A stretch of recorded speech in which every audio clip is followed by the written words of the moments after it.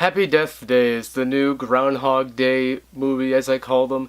The Groundhog Day movie is like its own genre now, in which some character who is kind of a very flawed person has to learn how to be a good person again by reliving the same day over and over again, whether it's a action movie, a drama, a comedy, a horror movie.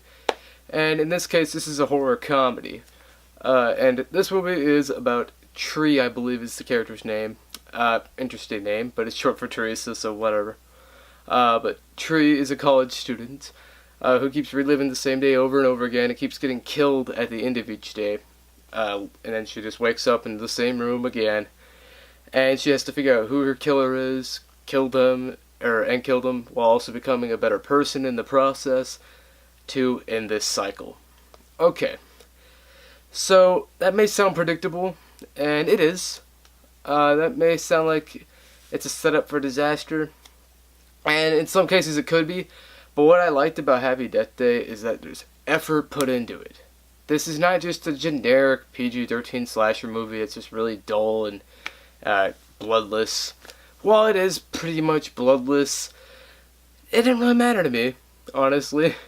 This movie has effort put into it. The performances are very, very good here, especially from the lead actress, Jessica, I forgot her last name. She's very good in this movie. I really like the comedy she brought to her role, and I really like the character arc that was given to her. She really worked with it well. It's predictable, but I thought it really worked, and I really liked that character. That's the other thing. I like the characters in this movie. I like the main character. I like the side characters. That I was supposed to like, at least. Some of them are D-bags, but anyway. I liked her love interest in the movie. I liked these characters. I cared about these characters. I wanted to see this main character make it to the end alive. I wanted her to figure out everything that was going on.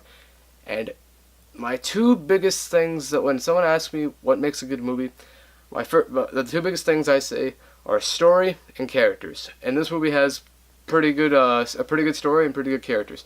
Not the most original story, but the writing here is very sharp, surprisingly. It creates for some good comedy, which this is almost more of a comedy than it is a horror movie, because it does play up the comedy a little more. And sometimes that makes it really tonally inconsistent, because it'll try to be a serious horror movie for 1 second, and then it'll try being a comedy, and it doesn't really mesh all the time. There's one montage that's kind of played for comedy that should have been scarier than it is. It's set to a Demi Lovato song of all things.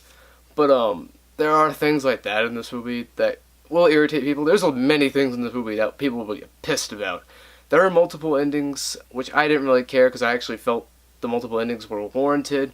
It made sense to what the story was, and I thought it worked. There are also plenty of things that don't make sense, like one character gets a new set of nowhere, stuff like that. So yeah, not everything makes sense in this movie. There's logic thrown out the window at times. If you can suspend your disbelief and turn off your brain, I think you'll have a lot of fun with it.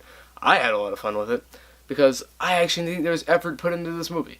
It has really good pacing. The story's good. It's fun. It's a very fun movie. The writing's pretty sharp. The characters are, once again, pretty good. I like the character arc for our main character here. Even though it is an overused one, it works for this movie. Honestly, I think it really worked, and I think the lead actress really deserves credit for bringing something a little extra to the role than you usually see. There's also very good development with her character, and I actually really appreciated that. There's actually time given to that, and I like the movie. There's a lot of things wrong with it, a lot of predictable plot points, things that don't make sense, all that mumbo jumbo. It's not a very scary movie by any means, but I also don't think it was really trying to be, so I can't really fault it on that regard. But yeah, it has a lot of problems. I get it. There's tons of things where logic's thrown out the window. Whatever. I didn't care. I didn't even think about it till on the car ride back. I was like, oh well, there were a couple things there that didn't make much sense and didn't really add up. And the multiple endings will definitely piss some people off. But honestly, it didn't bother me too much. I did figure out who the killer was very, very early on. Even though I did kind of drop it later on. But by the end, I was like, oh, okay, yeah. I'm trying not to spoil it, but Overall, I think Happy Death Day is a fun movie. It's not a great movie by any means. I hesitate to call it a good movie because it does have a lot of problems, but I really enjoyed it. I had fun. I think if you like this kind of movie and can turn your brain off and not really think about it, you'll have fun. And it's a surprisingly solid PG-13 horror movie. I'm gonna give Happy Death Day a B. It's obviously not a great movie. It's not, as I said, I hesitate to call it a good one because I don't think a lot of people are gonna like this movie, and for good reasons. But honestly, I enjoyed it. But yes, that's my review for Happy Death Day. So peace.